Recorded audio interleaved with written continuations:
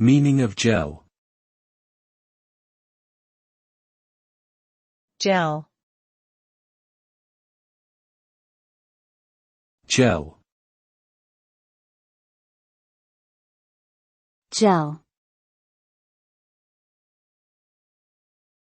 Gel. The word gel refers to a semi-solid substance that can be either transparent or opaque and is commonly used in many different contexts.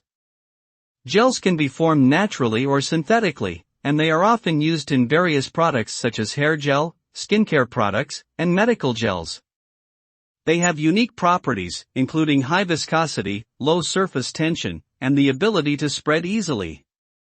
When gels are applied to a surface, they can provide various benefits such as moisturizing, soothing, or holding a shape. Overall, gels are an important class of materials with a wide range of applications.